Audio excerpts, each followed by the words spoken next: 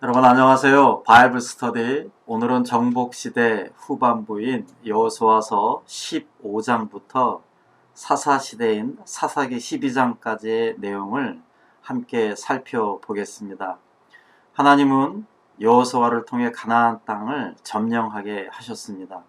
창세기부터 아브라함과 이삭과 야곱에게 약속하셨던 언약이 무려 500년 만에 이루어진 것입니다.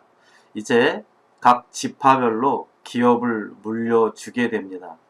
기업이란 유산, 유업으로 받는 것입니다.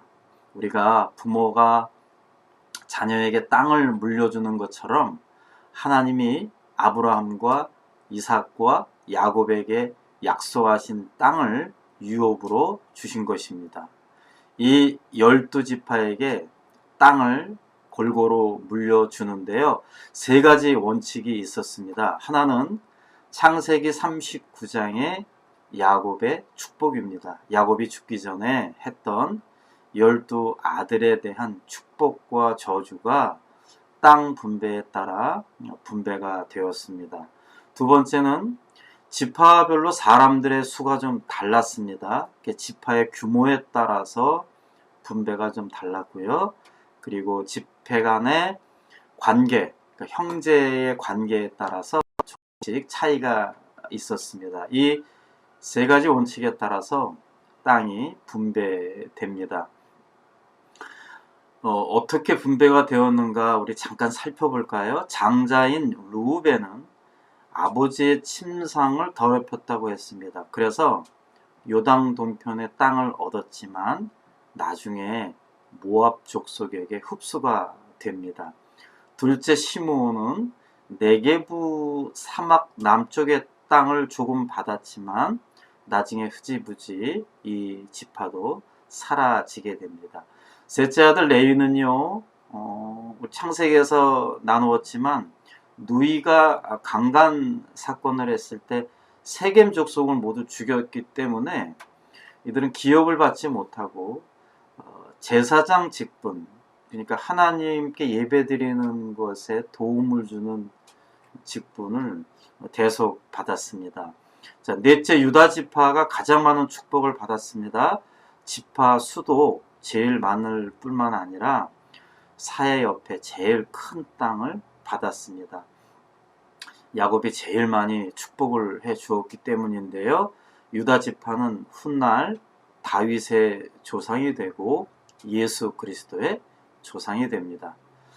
다섯째 단 지파는요, 유다 지파의 약간 위쪽 땅을 받았습니다.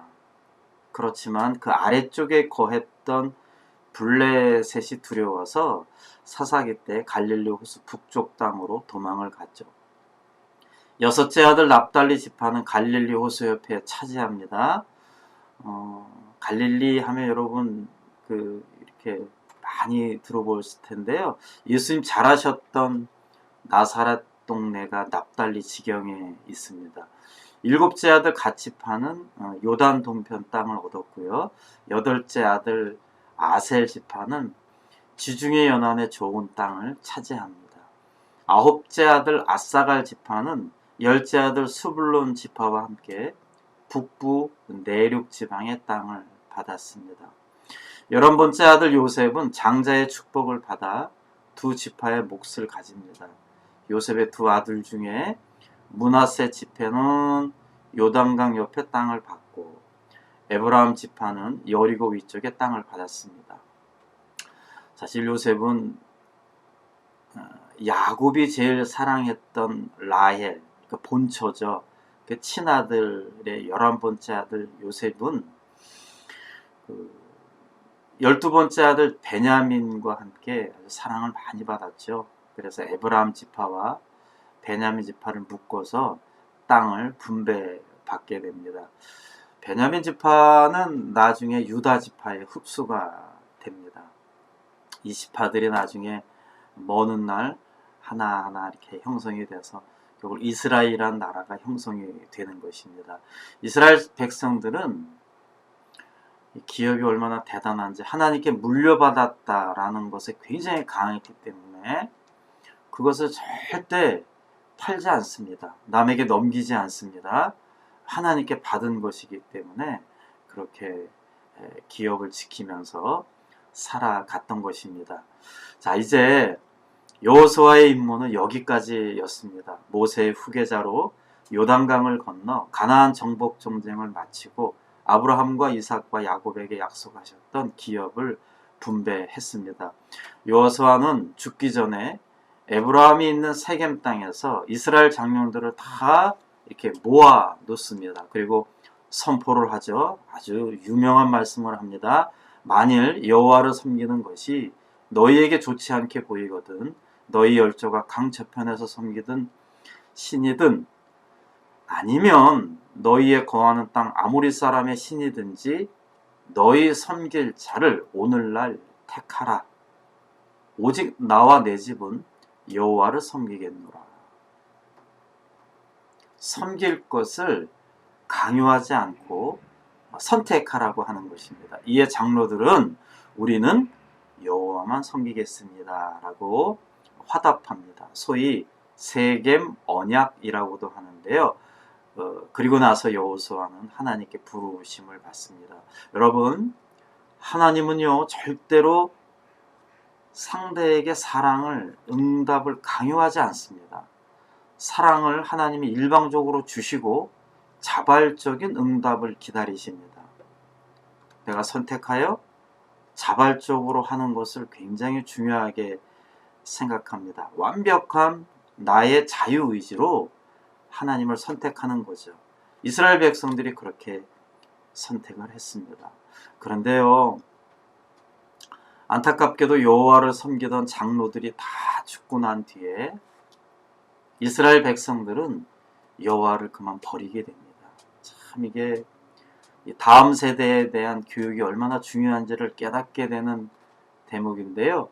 결국 이것이 우리가 지금 나누어야 될 사사시대의 비극으로 이어지게 됩니다. 이스라엘 자손이 여호와 목전에 악을 행하여 그러니까 하나님을 따르지 않았던 거죠. 자기들의 하나님 여호와를 잊어버리고 말씀을 가까이 하지 않기 때문에 자연스럽게 하나님을 잊어버리고 하나님이 없으니 내 안에 뭔가 의지해야 할 우상들, 그러니까 당시에 바알이나 아세라 목상 같은 것들을 눈에 보이는 것을 그냥 섬겼던 것입니다. 이 사사기의 내용은요, 끊임없이 죄의 악순환에 대한 이야기입니다. 이스라엘 백성들이 들어가서 정복하고 기업으로 땅을 분배받았지만 그 가나안 땅 완벽하게 전부 이스라엘이 소유한 게 아니었습니다. 중간중간 하나님은 아주 강대국을 거기다 이렇게 그냥 두신 거죠. 왜 두셨는가 앞으로 자세하게 나오는데요. 하나님이 정말 우리를 사랑하면 늘 평탄한 길, 태평스러운 일을 주시지 않습니다. 왜 그런가? 그것도 잠시 후에 나누도록 하겠습니다. 여러분, 진정한 하나님의 나라는 하나님께 주권을 드린 나라, 하나님이 통치하는 나라입니다. 이것이 바로 이스라엘 백성들에게 주어졌던 과제였습니다. 국가의 3대 요소는 영토, 땅이 있어야 되죠. 국민, 백성이 있어야 합니다. 그리고 주권이 있어야 합니다. 자, 땅과 국민은 약속대로 주셨는데 이제 남은 주권, 바로 하나님의 말씀이 통치하시는 주권이 있어야 하는데 이것이 100% 자유의지로 우리가 하나님의 말씀을 선택해서 하나님이 통치하시는 그러한 나라가 이 땅에서 이루어져야 한다라는 것이 하나님의 생각이었고 그거에 대한 이루도록 그 쓰임을 받는 나라가 이스라엘이란 나라였는데 그렇게 하지 못했던 것입니다. 그래서 이 사사기의 핵심이 되는 말씀이죠. 사사기 21장에 나오는 그때 이스라엘에 왕이 없으므로, 그러니까 하나님이 없으므로 사람이 각각 자기 소견에 옳은 대로 행하였더라. 하나님의 말씀이 없으니까 자기 마음대로 막 하는 거예요. 교회도 목사에게 하나님의 말씀이 없으면 목사가 마음대로 막 합니다. 성도들에게 하나님의 말씀이 증거되지 않고 없으면 오합지졸되는 거죠. 교회가 엉망이 되는 것입니다. 그만큼 하나님의 말씀이 중요한데요.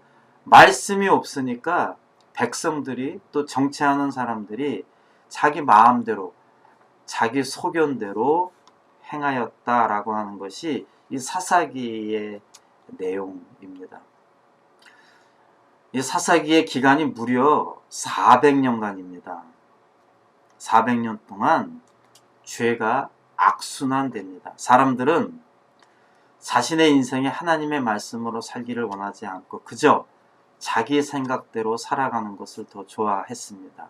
자, 문제는 말씀이 아닌 자기 생각대로 살아갈 때 반드시 뒤따르는 것이 죄를 범한다는 것입니다.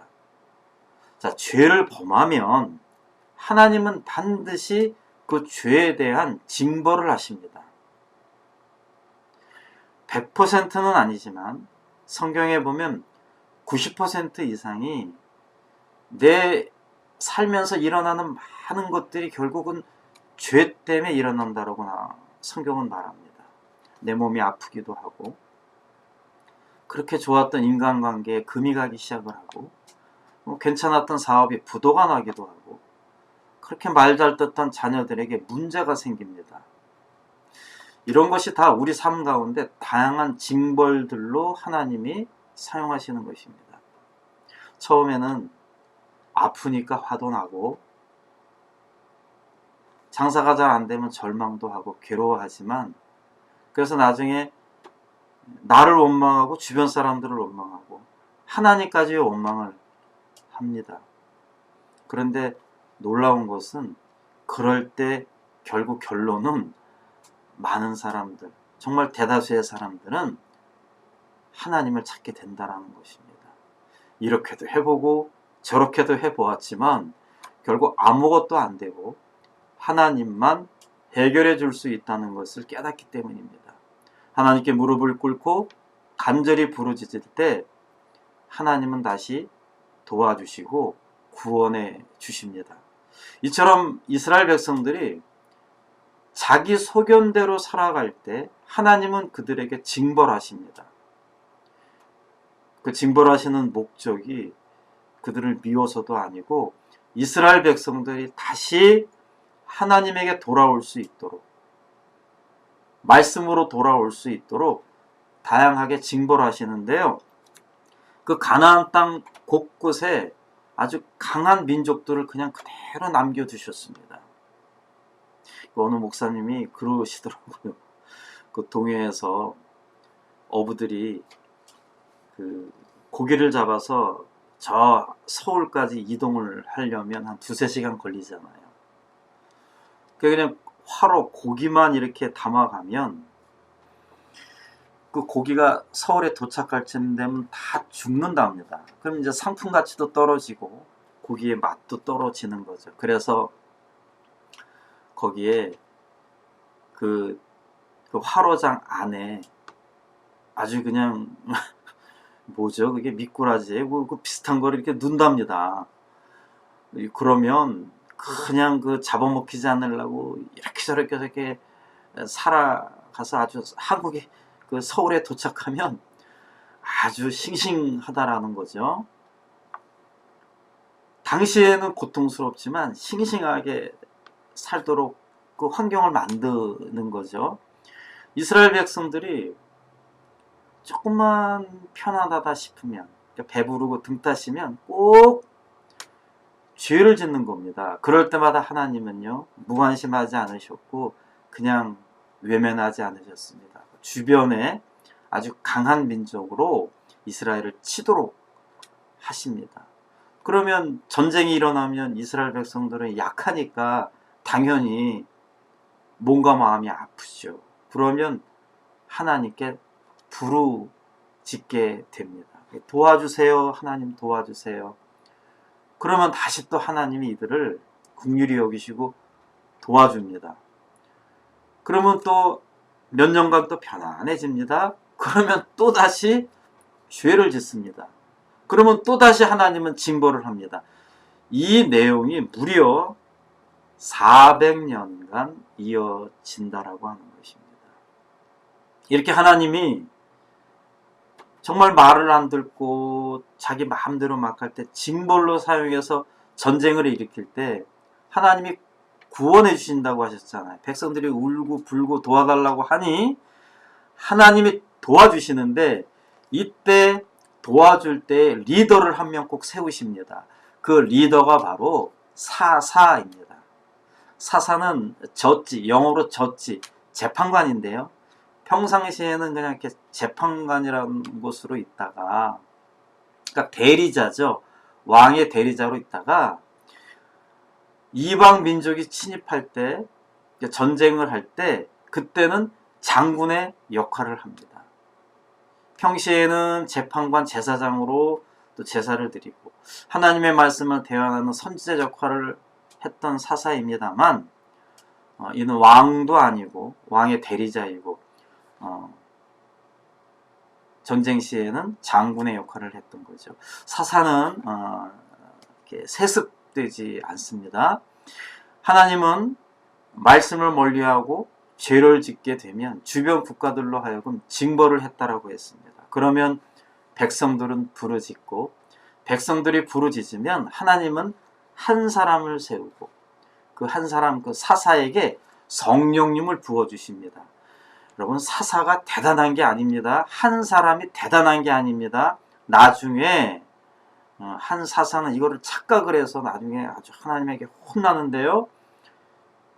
이 사사의 중심에 성령님을 주셔서 그 성령님의 그 능력으로 사사가 잘 리더를 하는 것입니다. 그래서 전쟁을 이기게 되는 거죠. 그런데 이 사사가 죽으면 어떻게 된다고요? 이스라엘 백성들이 또다시 범죄한다는 것입니다. 계속 반복되는 얘기인데요. 아주 우리 인간의 한계입니다. 성령님을 통해서 문제가 해결이 되고 평화가 이루어지면 그 뒤에 반드시 죄를 짓는다는 것. 우리가 살면서 어렵고 힘든 문제가 기도를 통해서 예배를 통해서 신앙으로 통해서 이겨내면 계속해서 은혜에 감사해서 하나님과 더불어 동행해야 되는데 대부분의 사람들이 다시 예전으로 돌아간다는 것입니다. 암 걸려서 수술할 때는 죽기 살기로 하나님께 매달리지만 낫고 나면 그렇지 않다라고 하는 거죠. 그럼 하나님은 또다시 우리를 혼내시는 겁니다. 그러면 우리는 또다시 하나님께 나가서 무릎 꿇고 그 하나님이 또 구원해 주시고 이게 계속 반복된다. 그래서 이 사사기를 통해서 배우는 것이 죄의 악순환이다. 이 죄의 악순환은요, 우리가 앞으로 배우게 될 다윗, 사울왕, 솔로몬, 이 단일왕국 시대, 또 나라가 깨지는 분열왕국 시대, 또 이스라엘 백성들이 포로로 끌려가고, 사실 이 모든 구약의 내용은 한마디로 이 죄의 악순환의 이야기입니다. 구약 전체를 보면 그렇게 돼요. 그러니까 이걸 좀 넓게 해석을 하면 어떤 해석이 이루어질까요? 우리가 십자가의 예수님을 내가 믿고 구원을 받습니다. 내가 대단한 게 아니고 십자가의 능력이 대단하기 때문에 나의 죄를 하나님이 그냥 깨끗하게 씻어주는 겁니다. 그래서 너는 이제 죄인이지만 너는 이제 의인이야. 그래서 너는 의인이라고 칭했다. 너는 의인이라고 불러주었다. 그래서 칭의의 구원입니다. 왜 세상에 살다가 교회 들어오잖아요. 그래서 세례를 받고. 칭의의 구원을 받는 것입니다. 내가 뭘 잘해서 구원을 받는 게 아니고 하나님이 의롭다고 칭해 주셨기 때문에 내가 하나님 믿는다고 해서 예수님 믿는다고 해서 나를 의롭다고 칭해 주셨습니다. 그게 끝이면 얼마나 좋아요. 그럼 우리는 계속해서 살아가는 거죠. 일주일에 한 번 교회를 나오고 6일 동안 세상에서 살아갑니다. 얼마나 죄의 유혹이 많습니까?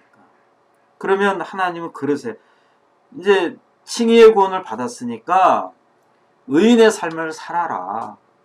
그것을 성화, 거룩하게 되어라. 조금씩 조금씩 세상의 것을 털어내고 조금씩 조금씩 하나님의 사람으로 변해가라. 그게 이제 성화의 단계인데요.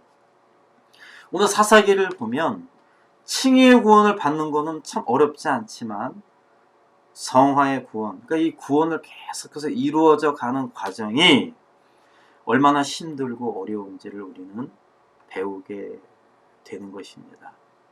이 사사시대에 세워진 사사는 12명으로 보는 것이 좋습니다.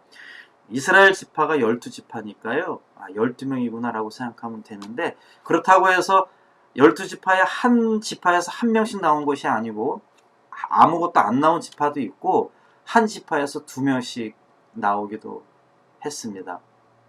12명의 사사들의 일대기가 이 사사기 내용에 쭉 나오는데 한 8명 정도는 그냥 간단하게 나옵니다. 한 줄에서 2줄 정도 이런 사사가 있었다. 그러나 한 4명 정도는 아주 자세하게 나옵니다. 우리가 이번 시간과 다음 시간에 이 4명에 대해서 잠깐 나눌 텐데요. 사실 결론은 그렇습니다. 이 사사들이 하나님의 성령이 임하셔서 크게 쓰임을 받았지만 쓰임을 받고 나서, 그러니까 전쟁을 승리하고 나서 사실 대부분의 사사들은 아까 말씀드렸죠. 내가 했다라는 것에 굉장히 그걸 강해서 오해를 해서 하나님 앞에 나중에 큰 죄를 많이 짓게 됩니다. 크게 쓰임 받을 수 있도록 하나님 앞에 크게 죄를 짓는다는 것을 또 사사기는 또 이렇게 보게 되는데요. 그 4명 중에서 4명의 이름은 이렇습니다. 여사사 드보라, 여선교회 이름 중에 드보라 여선교회가 참 많은데요. 여사사입니다. 드보라. 그다음에 여러분들 주일학교 오랫동안 교회 생활하시는 분들은 많이 들으셨겠지만 기드온이라고 하는 인물도 사사였고요. 입다라고 하는 인물도 사사였고, 그리고 아주 유명한 영화에도 많이 나왔죠. 삼손, 이 인물도 사사였습니다. 입다와 삼손에 대해서는 다음 주에 알아보고 오늘은 여사사 드보라와 기드온에 대해서 알아보고 말씀을 마치도록 하겠습니다. 자, 하나님은 가나안 족속을 진멸하고 바알 우상에 빠져 계속 범죄하는 이스라엘 백성들을 징벌하기 위해서 전쟁을 일으키십니다. 전쟁이 일어나면 이스라엘 백성들은 하나님 도와주세요 라고 간절하게 기도를 했을 때 하나님은 감사하게도 외면하지 않으시고 도와주십니다. 가장 먼저 사사를 세우시는데요. 여사사 드보라를 세우셨습니다. 이 드보라는요, 스볼론 지파의 바락이라고 하는 장군에게 지원을 요청합니다. 그래서 바락이 지원을 해줘서 함께 전쟁을 하는데요. 사실 이 이스라엘 백성들이 상대해야 될 연합군, 가나안 연합군은 굉장히 강했습니다. 철병거 900승을 가지고 있었기 때문에 무기가 별로 없는 이스라엘은 사실 이렇게 객관적으로 보면 게임이 안 되는 전쟁이었는데요. 참 이 전쟁은 하나님께 속해 있다는 것을 배우게 됩니다. 하나님이 비를 내리게 해주세요. 그러니까 강이 범람을 해서 온 땅이 진흙 땅이 됩니다. 진흙 땅이 되니까 병거들이, 마차들이 움직이지를 못하는 거예요. 모조리 빠져서 무용지물이 됩니다. 그래서 이 틈을 타서 드보라와 바락 장군이 이기게 됩니다. 그래서 이스라엘이라고 하는 곡창지대를 이렇게 차지하게 되죠. 그리고 나서 40년간 태평성대에 보냅니다. 그런데 다시 반복하지만 잘 먹고 잘 살게 되니까 또다시 금방 죄를 짓습니다. 하나님이 이스라엘 백성들이 죄를 지으니 타락을 하니 다시 또 징벌을 하십니다. 이번에는 미디안 족속을 사용하십니다. 미디안 족속은 저 요단강 동편의 유랑민족인데요. 이들은요, 이스라엘 백성들이 이렇게 농사를 지으면 곡식할 때쯤 되면 이들이 다 들어와서 모두 다 이렇게 뺏어 갑니다. 얼마나 속상하고 분통하겠습니까? 힘이 없어서 빼앗기니까요. 1년 내내 농사한 것을. 또 이스라엘 백성들이 자기들은 힘이 없으니 하나님 도와주세요라고 부르짖었을 때 그때 등장한 인물이 그 유명한 기드온입니다. 이 기드온을 하나님이 사사로 세우셨습니다. 이 기드온은 농사 짓는 농부였습니다. 포도즙에 틀에 포도즙을 짜고 있다가 하나님이 기드온을 부르시죠. 너가 사사가 되어서 이스라엘의 장군이 되어서 전쟁을 나가야 된다. 참 이 기드온도요 보통 인물이 아닙니다. 하나님께 항의를 합니다. 하나님이 계시는데 왜 이런 상황이 벌어지냐고. 왜 이렇게 우리가 못 살게 다른 민족들이 우리를 괴롭히냐며, 과연 하나님은 살아계시냐며, 나는 그 하나님을 못 믿겠다고 부르시는 하나님에 대해서 항의를 하는데, 이럴 때 하나님이 두 가지 표적을 일으키시죠. 그 두 가지 표적을 확인하고 기드온이 이렇게 사사가 되기로 이렇게 순종을 합니다. 이때 병사를 모집하는 게 참 재미있죠. 맨 처음에 각 지파에서 온 백성들, 전쟁에 나갈 백성들이 한 32,000명 되었습니다. 물론 수십만이 되는 미디안하고는 게임이 안 되었지만 그래도 32,000명이 모였습니다. 그런데 하나님이 겁내는 사람을 다 돌려보내라고 하십니다. 기드온이 순종해서 무서운 사람들은 가라, 돌아가라 했더니 10,000명이 남았습니다. 하나님은 그 10,000명도 많다라고 하셨습니다. 그래서 하나님이 명령을 하시죠. 이 10,000명을 데리고 시냇가에 가라.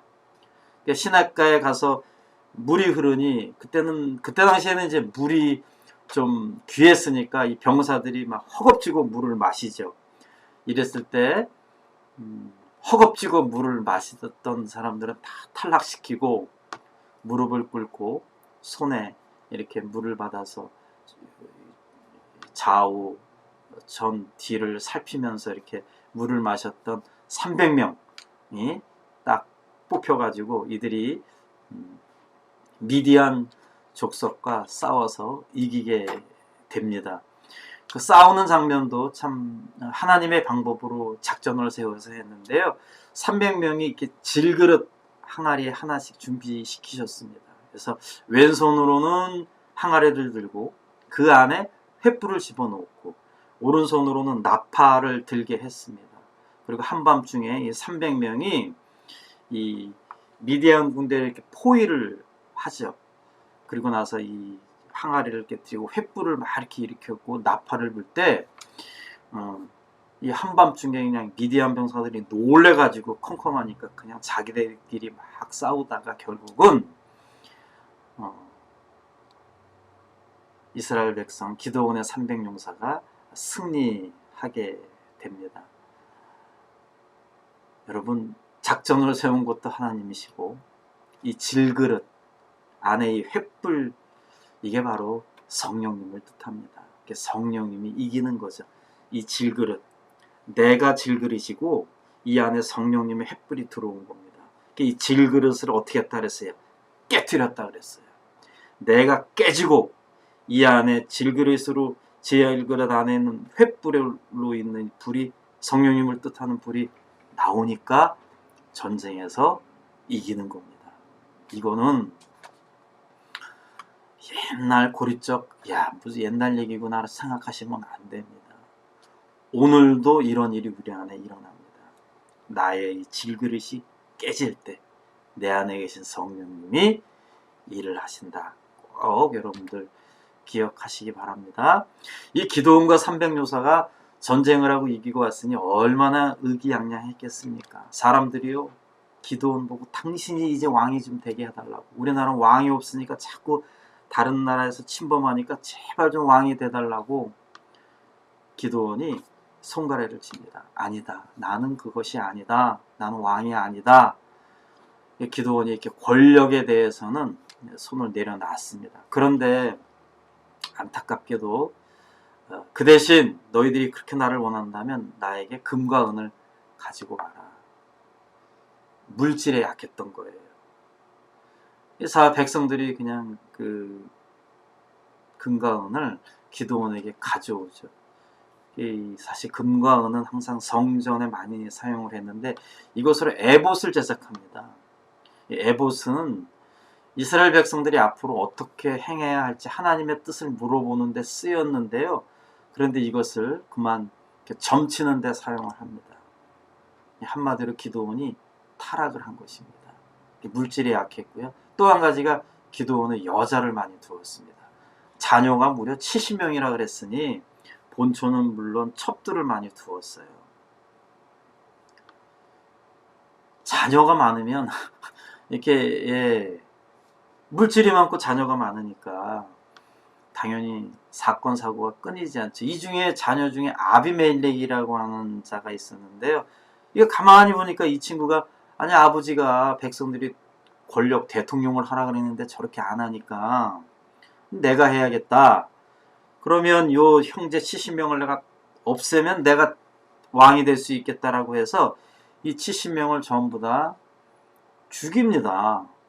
예, 참 어처구니가 없죠. 예. 그리고 나는 왕이다라고 소리를 쳤는데 어느 누가 또 왕이라고 받들어 주겠습니까? 예. 그냥 칼을 들고 여기저기 다니면서 그냥 말 안 듣는 이스라엘 백성들을 죽이게 됩니다. 이 권력에 한번 도취되면 마약보다 더하다 그러잖아요. 그냥 정신이 나가는 겁니다.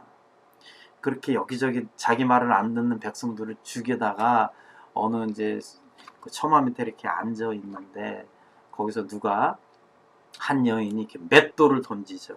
그것에 머리에 맞아서 이 두개골이 깨져서 즉사했다고 성경은 기록하고 있습니다. 그렇게 하나님에게 위대하게 쓰임받았던 기드온과 그의 가족은 이렇게 비극적인 종말을 맞게 됩니다. 하나님의 선택으로 사사가 된 기드온의 실수는 하나님이 하신 일을 자기가 했다라고 가로챈 것입니다. 또한 하나님에게 크게 쓰임받는 자도 한순간에 타락하게 된다는 것을 우리는 깨닫게 됩니다. 어쨌든 이스라엘 백성들은 이 하나님의 은혜로 기드온에 쓰임받은 것으로 인해서 태평성대를 누렸는데요. 또 반복합니다. 이게 또 편해지니까 백성들은 또 죄를 짓게 되고 계속해서 악순환이 이루어지게 됩니다. 다음 주에는 또 다른 사사 입다와 또 유명한 삼손과 이야기를 나누면서 계속해서 사사기 말씀을 나누도록 하겠습니다. 이스라엘 백성이 세워지는 과정 이렇게 어려운 것입니다. 그냥 저절로 세워지는 게 아닙니다.